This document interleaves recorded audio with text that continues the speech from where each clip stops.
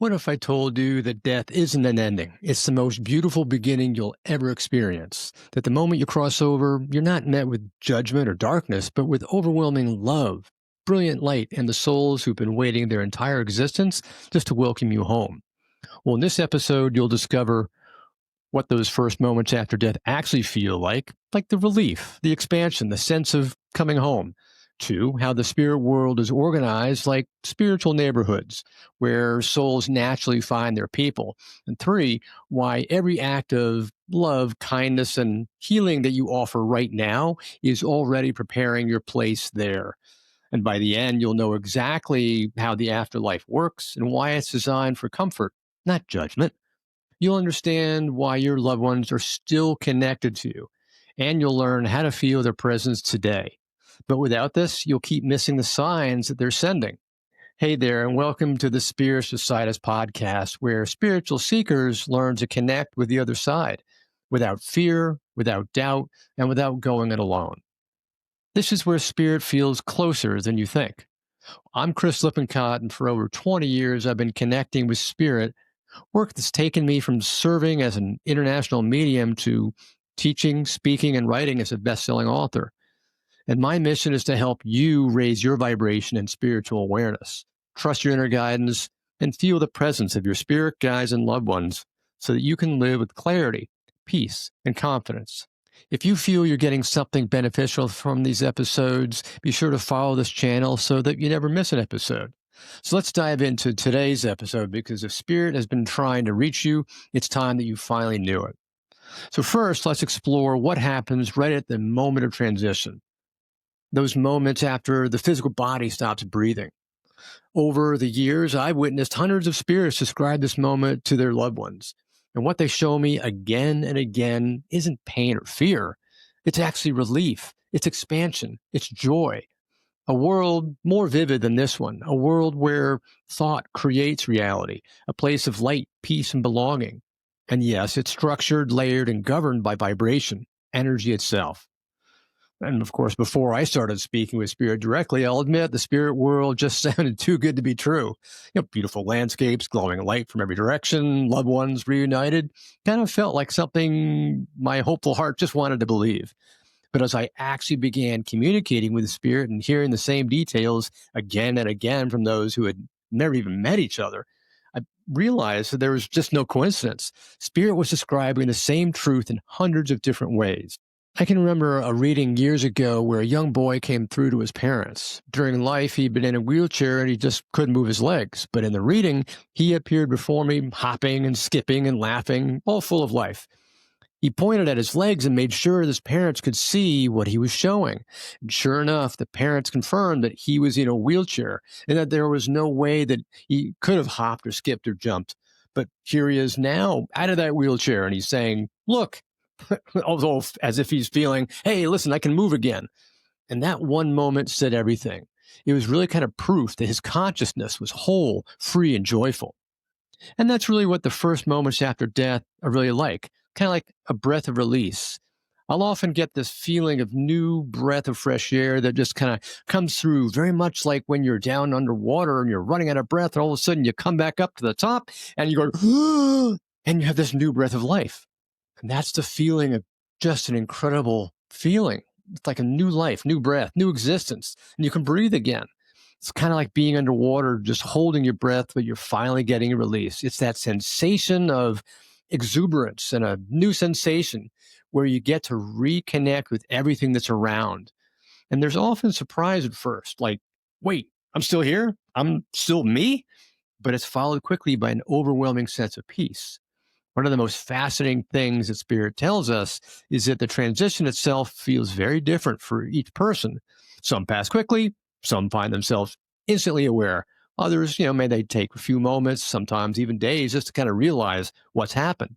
The key difference seems to be vibration, the level of spiritual awareness that you cultivated while you were still here on Earth. Those who live with compassion, curiosity, and openness seem to recognize what's happening almost instantly. But those who are kind of fearful or closed off may take just a little bit longer to acclimate. But ultimately, they're all met with patience and love. No one's abandoned. In fact, most are greeted by what we call The greeters, what a surprise. These are loving spirits, sometimes guides, sometimes family, whose sole purpose is just to welcome new arrivals, to kind of help them understand what's happening. They radiate calm, love. They let each soul know that they're actually home. For some, that greeting feels like a homecoming parade, like a joyful reunion. Kind of imagine a soldier returning from a long journey, met with open arms, laughter, and tears of joy. And that's kind of what it's like. And if you've ever lost someone, that's what they experience too. See, a woman actually once came through in a reading showing me herself standing in a luscious green field with beautiful green grass and trees and shrubs everywhere. There was bright light coming from every direction. There was really no sun because light radiated from everything itself. And she said, kind of like everything here knows that it's just part of source. Well, that description, by the way, has come through hundreds of times across history. Automatic writings from the 19th and the 20th centuries, for example, said the exact same thing. Light was everywhere, radiating from all things. See, spirit doesn't live under just a sun, spirit lives within it. So, have you ever had a moment in your life where you kind of went through something painful, something that forced you to let go, and then suddenly there was a sense of weight just kind of lifting you and kind of lifting off of you ultimately? Like you could finally breathe again? That tiny moment is kind of like a glimpse of what the transition feels like. It's not really death, it's a release. It's coming home finally. All right. So, second, let's talk about the structure of the spirit world because this is really where it gets fascinating. See, the spirit world is described as a series of 7 concentric spheres around the earth. Think of it kind of like layers of light nested one inside of another, each one vibrating at a higher frequency. The lower levels are closer to the physical, and the higher levels radiate pure light. See, these aren't really physical places, but states of vibration. You could think of them kind of like different radio stations all playing at once. You can only tune into one that matches your frequency. And they don't really have hard boundaries per se, but they all blend into each other, kind of like different layers of the ocean. Now, when a soul passes, it naturally gravitates to the sphere that matches its vibration at the time. Love attracts light. Fear or self centeredness kind of feels heavier, denser. It's not punishment, it's just resonance. You arrive exactly where the vibration feels the most harmonious and resonant to your own energy. Kind of similar to the earth, where you kind of go where you feel the most comfortable at that time. The only difference is that there's no ego involved to skew your perception. And say, imagine you've been in a basement all your life, right? It's dark, it's cool, it's quiet. And all of a sudden, somebody opens a door to bright sunlight. It's beautiful, but wow, it's overwhelming. You might run back inside. Just you begin until your eyes adjust to that brightness. The spirit tells us it's the same with vibration. Souls don't avoid higher realms because they're unwelcome. They avoid them because they're not comfortable there yet. And over time, as they learn, love, and heal, they rise. Every soul does. No one stays behind forever. The first of these planes is sometimes called the Shadowlands, and it's really kind of a place of dim light. Not because anyone's forced to be in the dark, but because the souls have really forgotten the light and the love that's within themselves. They don't yet believe that they're worthy of love, and that disbelief shapes what they see. They attract like-minded souls, those that are still attached to fear, anger, regret. It's not punishment. It's basically a mirror. And as soon as love enters, light returns. And most souls, though, arrive in the second sphere, which is often called the sphere of familiarity. It looks almost identical to Earth. The fields, the trees, the homes, even the buildings, they all look the same as they do here on Earth. And many spirits don't even realize at first that they've actually crossed over because everything feels so familiar. It's comforting. It gives them time to adjust, to understand that they are still alive and safe, but just in a different form. And from there, they begin to evolve into the third plane, which is called the Summerlands. This is where light fills everything. The colors are richer than anything we've ever seen on Earth. They kind of vibrate with sound, music, and emotion. In fact, some spirits describe hearing color and seeing sound. It's kind of like an orchestra of light. And the Summerlands are where joy just becomes tangible. It's where creativity thrives, where love is the air itself. And above the Summerlands, of course, are the higher spheres from 4 through 7. each one vibrating faster and brighter. These are realms of wisdom and compassion, and eventually they reach divine union. And the seventh sphere is the gateway to the celestial heavens, where souls who've received what's called divine love merge fully with Source. Think of great spiritual masters like Jesus or Buddha. They've gone beyond the seventh sphere into those infinite planes of divine presence. And what fascinates me most about this structure is how perfectly it mirrors our own energy body. Just as we have seven chakras, the spirit world has seven main spheres, and each one corresponds to a level of consciousness and vibration. And just as your energy rises when you live with love, so too does your soul rise through these realms when you cross over. And a lot of people ask, how do souls move upwards? And the answer is through progress, through intention. And there are really three main paths of progress.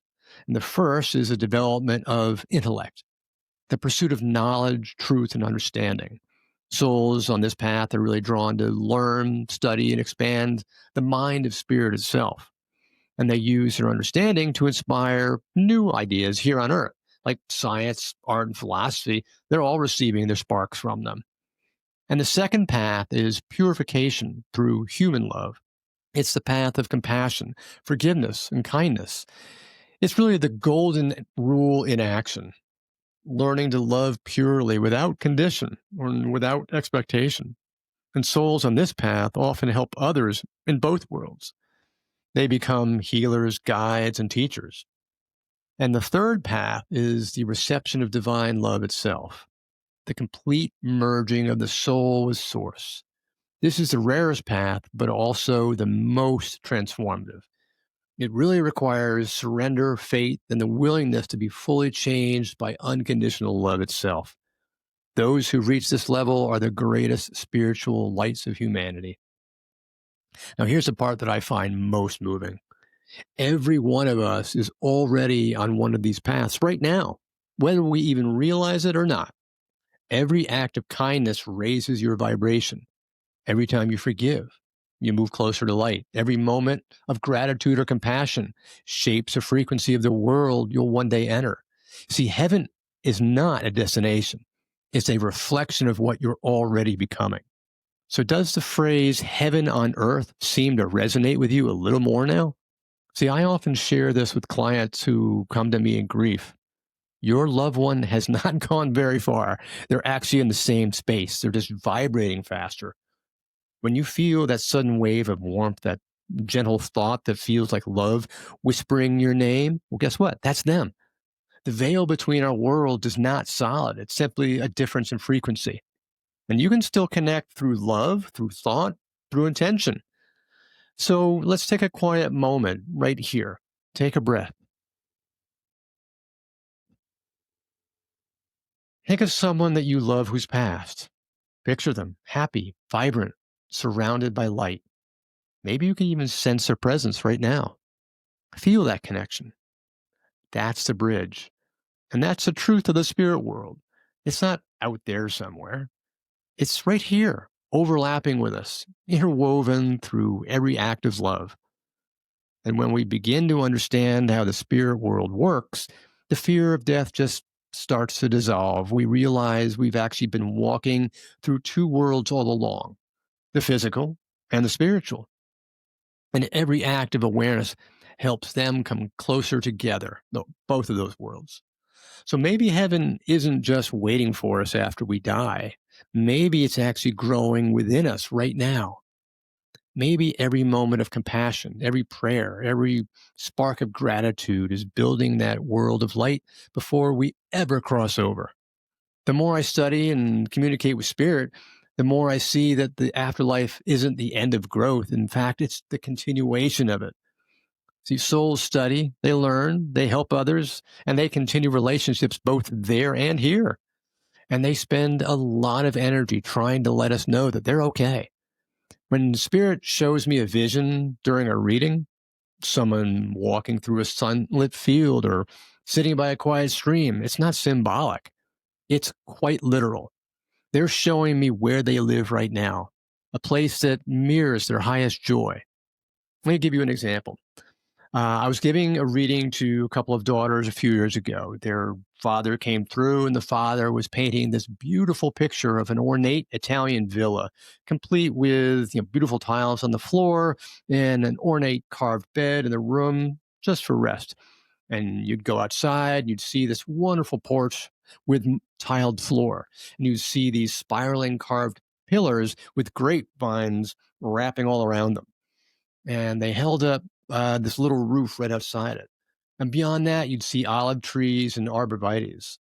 And he went into such incredible detail. He slowly panned around. He showed me everywhere he was, everything that he had.